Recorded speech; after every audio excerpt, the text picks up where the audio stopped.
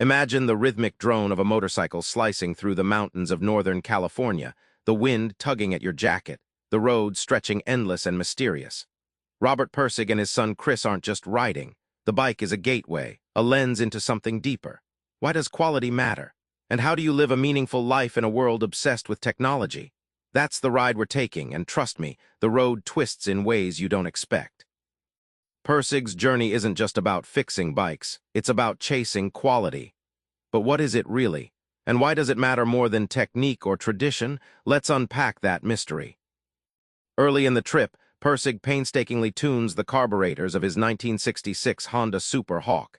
Every adjustment is a dance between parts and intuition. It's not mere mechanical skill. It's an intimate conversation with the machine. This moment grounds the abstract into something tactile and real. Quality isn't just perfect parts, it's the harmony you feel when man and machine sync.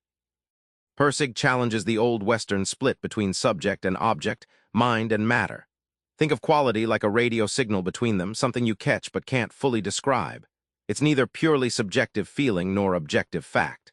Like appreciating a sunset, it's a direct experience, no formulas needed. This idea breaks down categories, urging you to see life less like a puzzle and more like a flowing river. When you stop hunting quality as a trophy and start living through it, life shifts. Pirsig's own crisis and recovery, from madness to clarity, mirror this. By valuing quality as a process, not a fixed thing, he transforms his relationships, his work, even how he rides. The big surprise? Quality is a practice that can heal fractured lives, not just machines. The journey isn't just scenic. Pirsig wrestles a shadow lurking in his mind. Rationality, once a refuge, turns into a prison. How does cold logic fail us? And what's the alternative? Pirsig's alter ego, Phaedrus, haunts the narrative. Once a brilliant teacher obsessed with definitions and logic, Phaedrus spirals into a mental breakdown. On the road near Aspen, Chris asks about his father's silence, a silence thick with memories. The past isn't just backdrop, it's a warning about the perils of rigid thought without balance or spirit. Pirsig describes classical versus romantic understanding like two siblings at odds. The classical craves control and explanation, the gears turning smoothly inside the mind. Romantic, by contrast, revels in mystery, emotion, and art.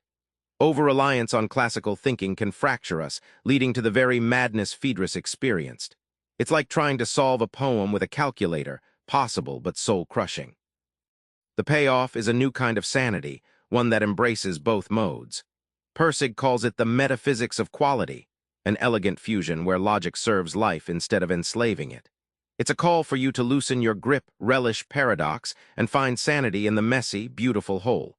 You don't have to be a philosopher to start seeing the world this way. The trip itself is an extended metaphor, a living classroom where ideas collide with gravel, sun, and fatigue. How can Pirsig's journey reshape your daily life? The long ride from Minnesota to California isn't just a backdrop, it's a crucible. Each pit stop, mechanical fix, and conversation with Chris peels back layers of meaning. Roads snake over real mountains and mental ones, forcing Pirsig and the reader to confront what holds them back. The open highway becomes a symbol of life's uncertainties and the courage it takes to move through them. Care, a deceptively simple word, anchors the book. Whether tuning a carburetor or engaging a person's feelings, caring deeply changes everything. It's not sentimental fluff but a practical principle. Like tuning a bike, life demands active maintenance. Neglect leads to breakdowns, presence fuels flow. This lesson flips the script on modern distractions, inviting you to slow down and really be there. In the end, Pirsig doesn't hand over a neat formula for happiness. Instead, he offers a worldview where success is measured by your ability to engage quality in whatever you do. This means rejecting hollow productivity and embracing meaning in the mundane. The surprise, the bike, the trip, even mental struggles all become part of a richer, fuller life tapestry you can shape every day.